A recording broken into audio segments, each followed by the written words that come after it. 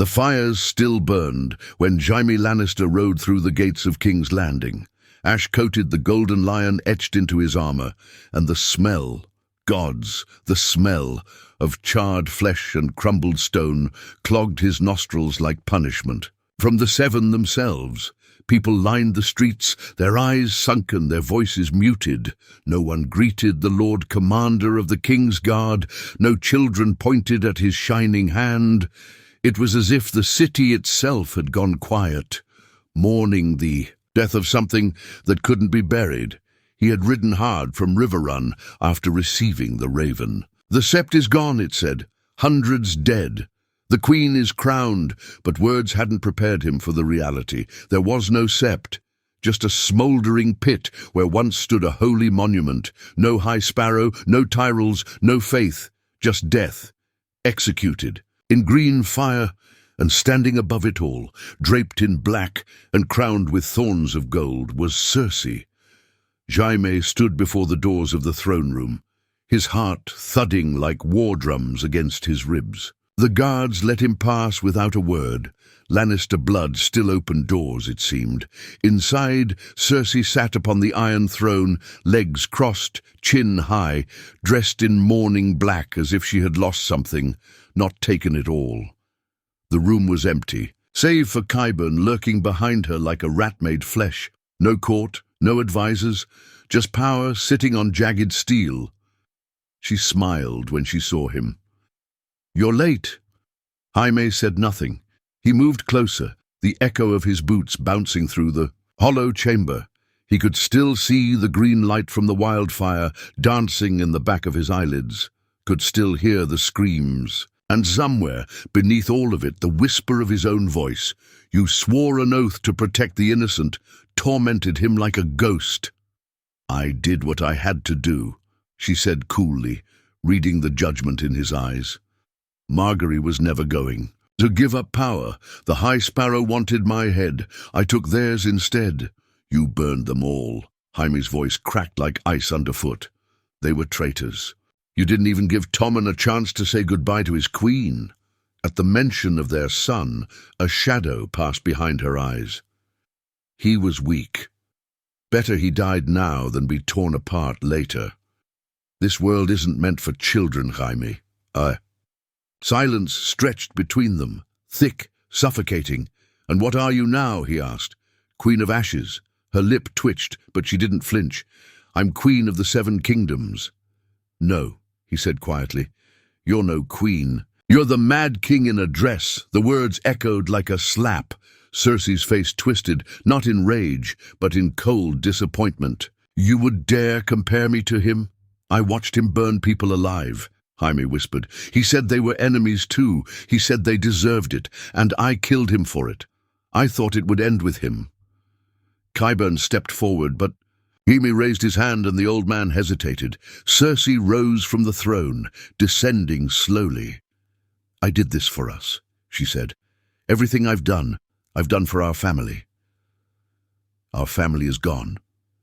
For a moment, neither moved. Then she reached for him, her fingers brushing his chest plate. Her eyes, once full of fire, now begged for something, understanding, forgiveness, control.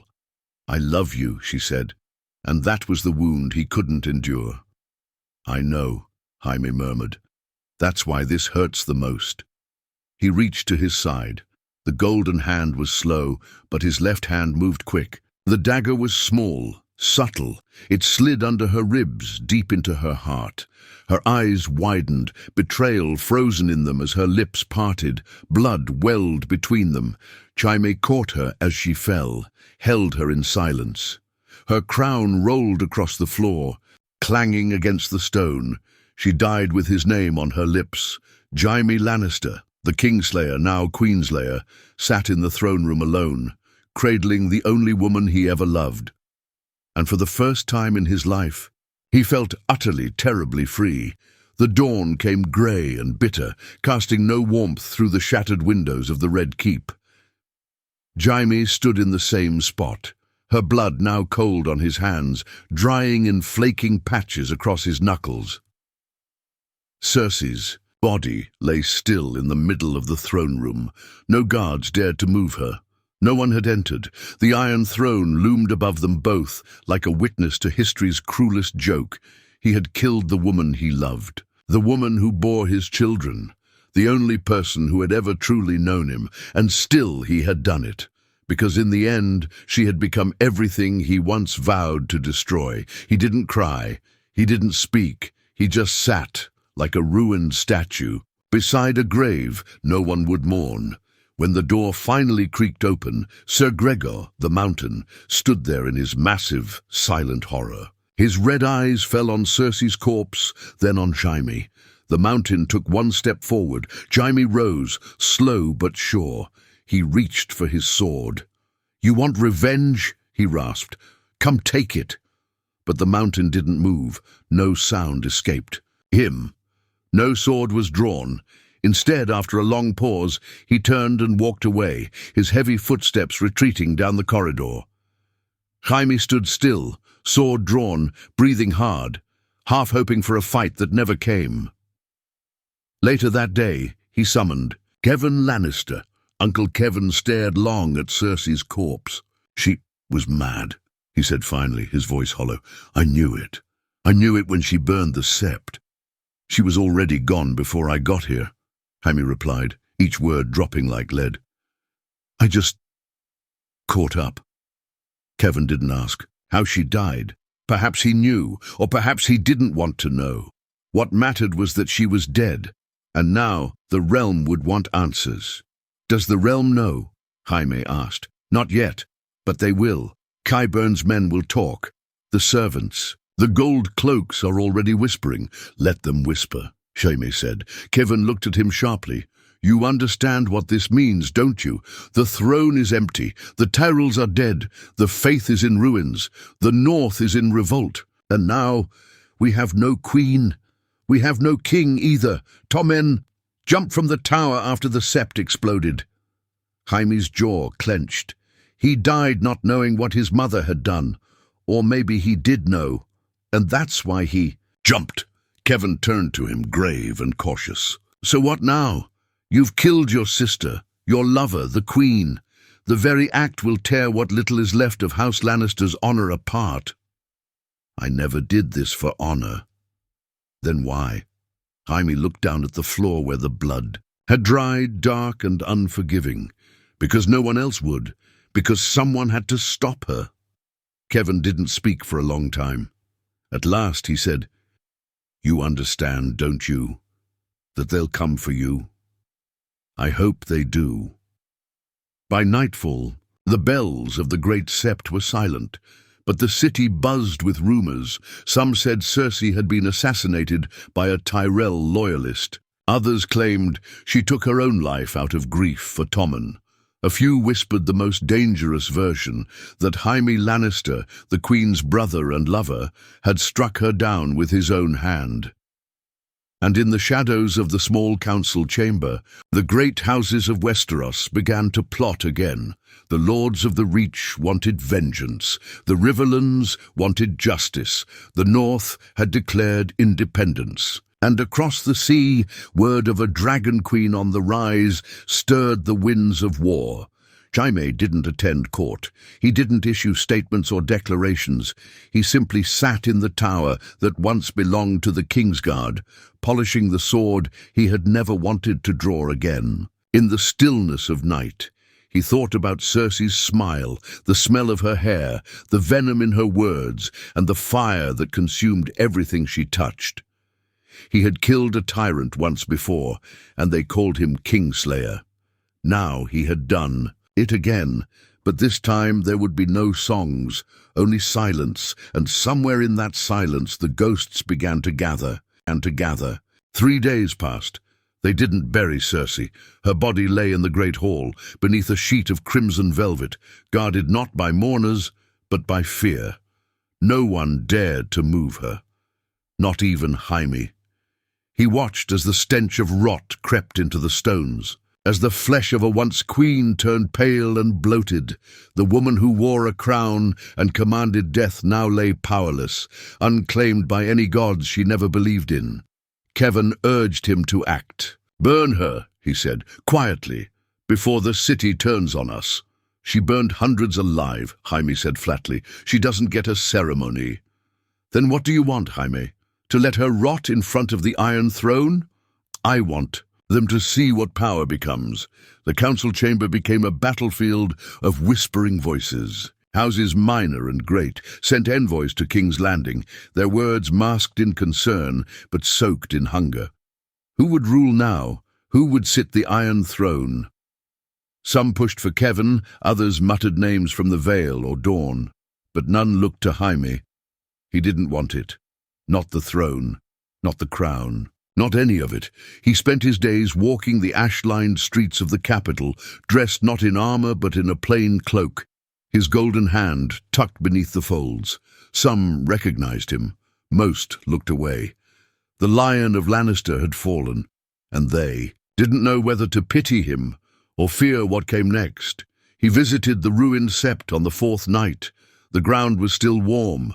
The green tinge of wildfire stained the stones like an old bruise. Rubble stretched like a broken spine across the hilltop. No prayers echoed there now, no bells rang, just silence. As he stood among the wreckage, a voice rose behind him. "I used to think the gods lived here." Jaime turned. A girl stood in the rubble, her hair matted, clothes stained with soot, maybe 14, maybe younger. Her eyes were sunken but steady. "My brother died in there," she said. "He was a scribe, worked for the High Septon. He didn't believe in all of it, not really, but he liked copying the old books, said they smelled like time." "I'm sorry," Jaime said softly. She looked at him, looked through him. "You did it, didn't you?" He paused. "No, but you didn't stop it either. That landed like a hammer." "No," he admitted. "I didn't." She nodded once, then turned and walked away. That night, Kevin brought a raven's message to Jaime's chamber. "She's coming," he said grimly. "The Dragon Queen, Daenerys Targaryen, with ships and armies and dragons." Jaime didn't flinch. "Good, let her." "You don't understand," Kevin snapped. "We're weak. We're hated. The Reach blames us for Margery. The Riverlands hate us for the war. The North doesn't trust us. And the Dragon Queen brings 3 armies to our doorstep, Unsullied, Dothraki, and her Westerosi loyalists. You think they'll spare you when they find out what you did?" Jaime looked up at him. "I don't want to be spared." "You think this is some kind of redemption, Jaime? That killing Cersei will wipe the slate clean?" Kevin's voice was bitter. "You killed your queen, your sister, your lover, the last blood tie you had to this cursed throne, and now you're going to let dragons come and finish the rest." "Abbas!" Jaime stood slowly, his eyes heavy with exhaustion that sleep never cured. "No, uncle, I'm going to meet her." "Meet her?" "When she lands," Jaime said, fastening his sword belt. "I'll ride to her, alone, and say what? Sorry for the fire, it runs in the family. I'll give her the city." "Peacefully?" Kevin scoffed. "And why would she trust a Lannister?" "She won't," Jaime said, "but maybe she'll trust a kingslayer." Outside, the sky was beginning to turn with the winds of change. From the sea came black sails and wings of shadow. The last dragon had returned, and with her, fire and vengeance. But in the heart of the city, one man was already walking toward her, not as a lion, not as a lord, but as something else. As a man who killed the one thing he loved most. Because no one else dared to. The city held its breath. From the highest spires of Maegor's Holdfast to the filth-stained alleys of Flea Bottom, whispers spread like wildfire. The dragons are coming, but no one screamed, no one ran. They had no strength left for fear. After the Sept burned, after the boy king jumped from his window, after the queen bled out on the stones of her own throne room, what more could they fear? All they could do was wait. Jaime Lannister mounted his horse just past dawn. No armor, no banners. He wore a simple tunic, the crimson lion faded from years of weather. On his hip, a plain sword. His golden hand caught the early sun, glinting. Like a torch of penance, Kevin stood beside him, sour-faced and grim. "This is madness," Kevin said.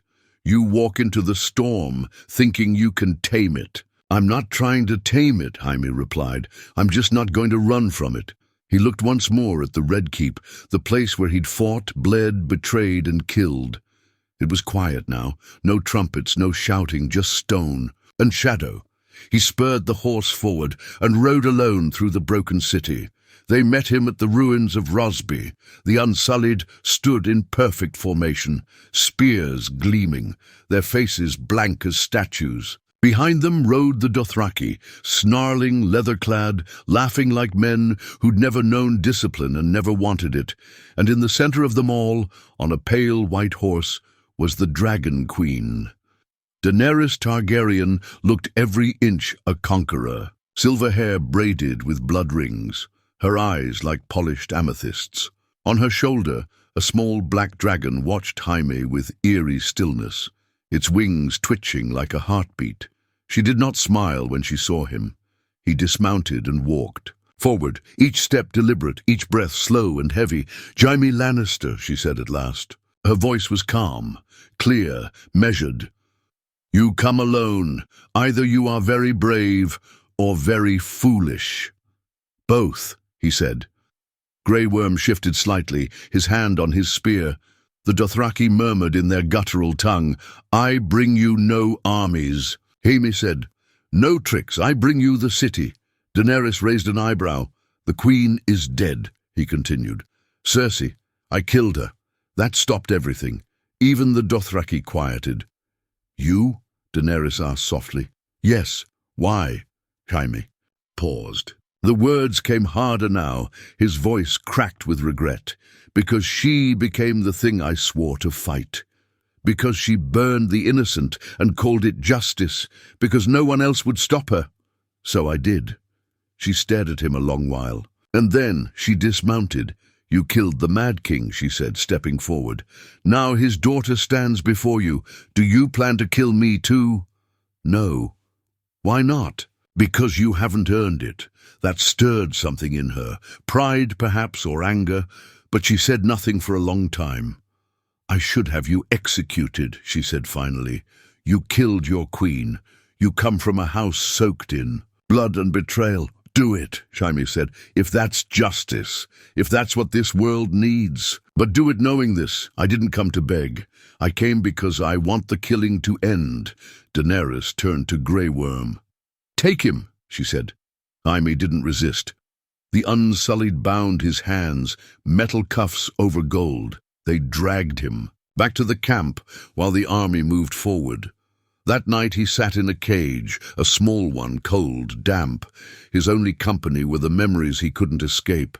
He thought of Cersei's laugh echoing through the halls of the Red Keep, of her fingers brushing his cheek when they were children, of her breath against his lips when they whispered of a world only for them. He thought of her eyes, wide and confused, as he slid the dagger in. And then he thought of Tommen, of Myrcella, of Joffrey, and he wondered which of them might have forgiven him. He didn't notice Daenerys standing outside the bars until she spoke. "You loved her." He looked up slowly. "I did. She used you." "I know." Daenerys stepped closer, studying him as one might a wounded beast. "You could have fled.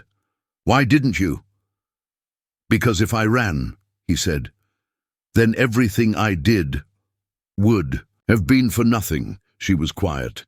Then she said, "You will stand trial in front of the realm. They will decide if you live or die." Jaime nodded. "Fair." She turned to leave, but just before she vanished into the shadows, she said, "The last kingslayer I knew was my brother.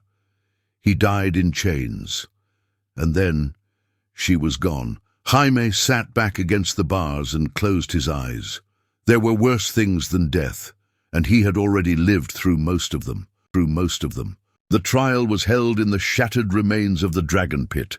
Once a home for beasts, it had become a gathering place for the powerful, the angry, the blood-hungry. The stones still bore scorch marks, and the sun beat down hard, as if trying to Burn away the sins gathering there. Hundreds filled the tiers, lords from the Reach and the Stormlands, northerners wrapped in wolf fur and silence, Dornish nobles with sharp eyes and sharper tongues. Even a few Ironborn sat among them, waiting to see how the lion would fall. At the center, seated on a high, black chair carved hastily for her conquest, was Daenerys Stormborn. Her face gave nothing away. Jaime stood below her, hands unshackled, but watched by more guards than he cared to count. Tyrion was not among them. Jaime had hoped foolishly that his brother might stand at his side. But Tyrion had not appeared in weeks, gone somewhere deep in the belly of the new regime, perhaps hiding, perhaps grieving, or perhaps simply ashamed. Varys was dead. Qyburn torn apart by his own creation. Cersei buried in her own madness. Now, only Jaime remained, the last lion in a den of wolves and dragons. The charges were red treason, regicide, war crimes, betrayal of the crown, conspiracy against the Iron Throne. The list stretched longer than he remembered living. He didn't flinch at any of it. Then they gave him the floor. He looked up at the crowd and saw no allies. He saw lords who wanted to see Lannister blood pay for the war. He saw people who'd lost sons, daughters, homes, people who blamed his house for it all. And maybe they were right. He took a breath. "I've done terrible things," Jaime said. "I won't deny them. I've killed men in battle and out of it. I've lied, I've broken oaths. I slept with my sister and I helped her rule. And when I saw what she'd become, I killed her." A murmur rippled through the crowd. "I don't ask for your forgiveness," he went on. "I don't deserve it. I stood by her as she burned cities. I stood by my father as he bled the realm. I stood by kings who saw people as tools. And all the while, I told myself I was doing it for love, for family." He paused, his golden hand clenched tight at his side. "But there's a line. And Cersei crossed it when she murdered hundreds in the Sept, when she crowned herself queen, through fire and terror, when she looked at our son's broken body and said he was weak." His voice cracked, just for a moment. Then he steadied. "I killed her not as a knight, not as a Lannister, but as a man who'd had enough. I wanted to save her from what she was becoming. I failed, but I could save the realm from her, so I did." He looked to Daenerys. "Do with me what you will. I'm not asking for mercy, just make sure what comes after is better than what came before. Because if it's not, then all of this, her death, Tommen's fall, your dragons, your armies, will mean nothing." Silence. Then Daenerys rose.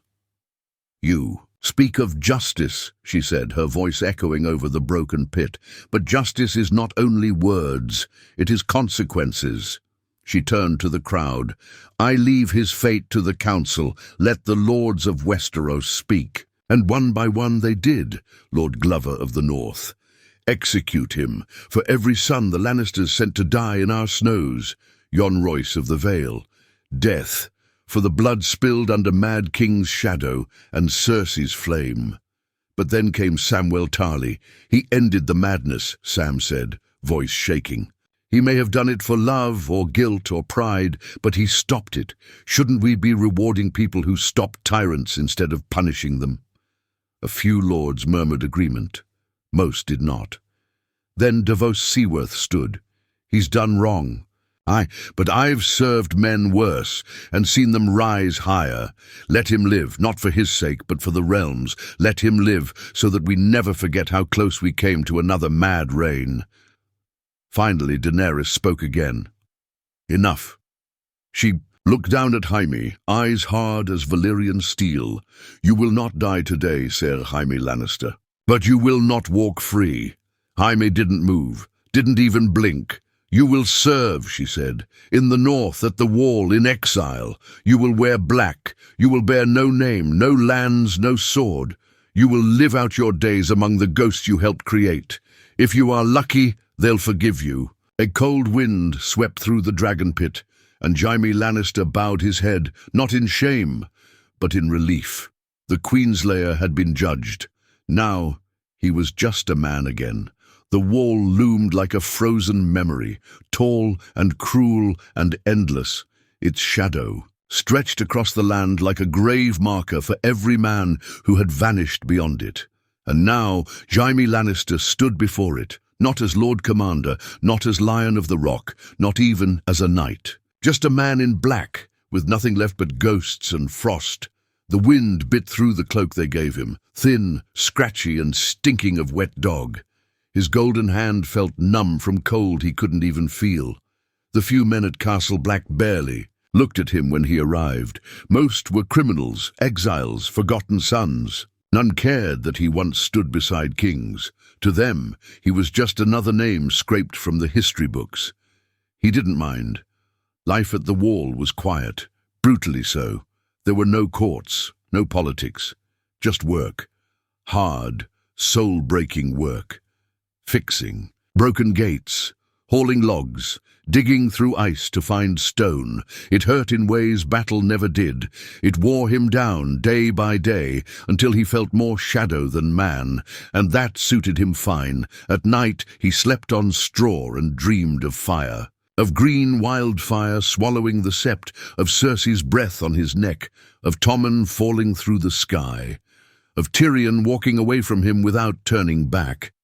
The ghosts came and sat beside his bed. Sometimes they said nothing. Sometimes they whispered things he already knew. "You never saved me," Tommen said in one dream. "You just watched." And Jaime would wake, drenched in sweat, wishing he hadn't. He didn't speak much to the men around him. They left him alone, sensing something broken inside him, something dangerous. He worked harder than any of them, maybe trying to punish himself. Maybe trying to feel human again. Only one man talked to him regularly, an old steward named Will, who'd served 3 Lords Commander and had the posture of a question mark. "You were someone once," Will said one evening, handing him a bowl of thin stew. Jaime shrugged. "Now I'm no one." "Funny thing," Will said. "Men who were someone make the best nobodies. They already know what not to want." Jaime didn't answer. Just sipped the stew and stared into the fire, as if it might tell him what he was still doing alive. The raven came in the 3rd month. It carried no seal. Just a scrap of parchment with a few words scrawled in a familiar hand. "She's coming. With dragons." He read it twice before burning it. There was only one she left who would write him like that, Daenerys. He didn't know what it meant, not fully. But something in his gut twisted, something he thought had died with the crown he buried under snow and regret. She hadn't come for revenge. Not this time. She was coming for war. A week later, scouts at Eastwatch returned shaken. "She flies north," one man said. "Not with armies, alone. One dragon, a silver-haired storm riding the wind. The wildlings fled at the sight of her." "She's searching for something," another whispered, "or someone." That night, Jaime stood on the battlements, staring into the black sky. The cold gnawed at his joints, but he barely noticed. Above, the stars blinked like dying embers. And then he heard it. Not sound, exactly. More like a pressure in the air, a shift in the wind. Then the cry, deep, ancient, terrible Drogon. He appeared like a shadow falling from the stars, wings stretched wide, fire gleaming in his throat. Snow kicked up in a spiral as the beast landed outside the wall. Jaime descended the stairs in silence, no sword at his hip, no armor on his chest, just his cloak and his name. She was already waiting when he arrived.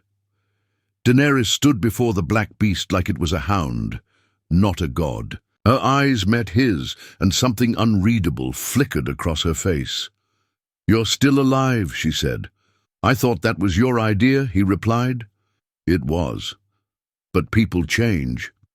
He didn't speak, neither did she. The silence between them was heavier than the snow. Then she said it. "The North remembers, and they're preparing for war." "With you?" "No," she said softly. "Against me." He nodded slowly. "Because you still want the throne." She looked away. I have. No throne, just a dragon and a name people fear. Jaime took a step forward. Then why are you here? She hesitated, and then she said, because you're the only man who killed a queen and lived. He stared at her, the snow falling between them, the fire dying behind her eyes, and somewhere, deep inside him, something old stirred. Not love, not loyalty, but a grim, cold truth. The game wasn't over. It had just changed the players. The wind howled like an ancient song as the two stood at the edge of the world.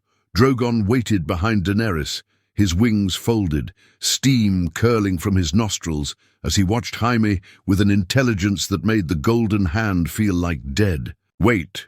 The wall loomed behind them, a symbol of all that had been lost and still could be. Why me? Jaime finally asked. You could have summoned lords, bannermen, sellswords, but instead you fly across half the realm to find a crippled lion dressed in black. Daenerys's lips curled into something between a smirk and a wound. Because they don't know what I need, but you do. I don't know what you think I am, Daenerys. I'm not a knight anymore, not a Lannister. I'm not even a man most days. I'm just alive, and I don't even know why. She stepped closer, her eyes cold but steady. You killed your queen because she burned innocence to keep power. You stood against someone you loved, someone who ruled by fear, not because you were noble, but because you couldn't stomach it anymore. And you think that makes me, what, useful? I think it makes you honest, she said. Everyone in this world hides behind honor or blood or gods. But you've already stripped it all away. You know what power costs. Jaime laughed, bitter and short. I don't think you want someone like me at your side. I don't want you at my side, she said. I want you watching it. I need someone who will tell me if I become her. Silence again. Her words clung to the air like frost. Jaime looked at her for a long time. The girl who had once wanted to break the wheel now seemed just as likely to become its new spoke. And what if you do become her? He asked. What if I see it happening? Would you let me stop you? Her jaw tightened. That's why I came to you, because I believe you would. Jaime looked away, his breath fogging in the freezing air. He felt the snow crunch underfoot, the ache in his shoulder where a sword once felt like an extension of his will. He wasn't a lion anymore, but maybe he could still be a man. He met her gaze again. And what do you want from me now? Her voice was low, controlled, but the fire in it returned. Come south, not as a knight, not as a commander, just as a witness. I'm taking Winterfell. His breath caught. You're going to war with the Starks? I offered them peace, she said. They sent back silence. They've declared independence and turned away envoys. Jon Snow left me. Sansa never trusted me. They would rather tear the realm apart than kneel. You should have expected that, Jaime said. You came from fire, they come from ice. I didn't come to burn them, she said, but if they stand in my way, I won't stop. He stepped back, shook his head. You think the realm will accept that? More war? More fire? I think the realm doesn't get to choose anymore. They've had their chance. All they've ever done is choose men like my father. Or your sister. She looked tired when she said it. Not cruel. Not mad, but tired. Of hope, of compromise, of losing. And that scared him more than any rage ever could. He looked at Drogon, then at the stretch of snow behind him, where the wall watched without blinking. And in that moment, he realized what Daenerys really wanted wasn't an ally. It was a mirror, someone to tell her when the fire started getting out of control. I'll come, he said at last. Her expression didn't change, but her breath slowed like tension bleeding out. But understand this, Jaime added. If I see even a shadow of what I saw in her, I won't hesitate. I know, she said. She turned toward Drogon, climbing the scaled flank like she'd done it since birth.